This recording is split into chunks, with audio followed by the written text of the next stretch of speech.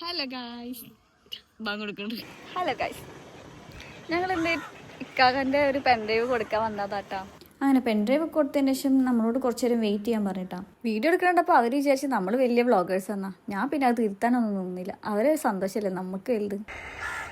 Guys, എത്ര സമയമായി ആ ചെക്കനെ വെയിറ്റ് ചെയ്തിരിക്കുന്നു. ഫസ്റ്റ് കോമ്പാക്ട് ഞങ്ങൾ ഏതായാലും ഫ്രീ ആയിട്ടിരിക്കണം. അപ്പോൾ ഞങ്ങൾ ഇക്കാൻ്റെ കല്യാണത്തിൻ്റെ ബില്ലിടട്ടോ, ഐറ്റംസൊക്കെ മേടിക്കാനല്ലേ.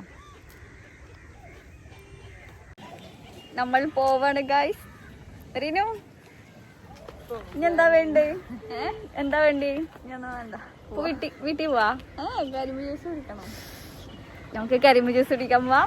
നമ്മൾ പിന്നെ ഒറ്റമൈൻഡിൻ്റെ ആൾക്കാരായ കാരണം കരിമ്പ് ജ്യൂസ് കുടിക്കാൻ റിനുവിനായിട്ട് പോവാണ്. അതും എൻ്റെ ഫേവറേറ്റ് ആയിട്ടുള്ള കരിമ്പ് ജ്യൂസിൻ്റെ സ്പോട്ടിലേക്ക് തന്നെ. ഇതിൻ്റെ വീഡിയോ ഞാൻ മുന്നേ ചെയ്തിട്ടുണ്ട് കേട്ടോ. അങ്ങനെ കരിമ്പ് ജ്യൂസും കുടിച്ച് നമ്മൾ നേരെ വീട്ടിൽ പോയി. വീട്ടിൽ പോയതിന് ശേഷം നല്ല അടിപൊളി ഫുഡ് കണ്ടപ്പോൾ വേഗം ഫുഡ് കഴിക്കാൻ വേണ്ടിയിട്ടിരുന്നു.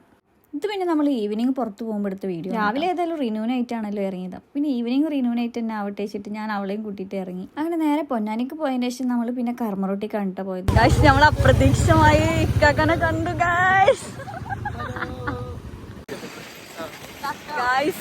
ഞങ്ങള് വീട്ടിൽ നിന്ന് കാണാറേ ഇല്ല. പിന്നെ നാളെ റിനുവിന്റെ റിസൾട്ട് വരാണ്. സോ നമ്മൾ റിനുവിന്റെ മൈൻഡ് ഫ്രഷ് ആക്കാൻ വേണ്ടി കൊടുത്തിട്ടാണ്.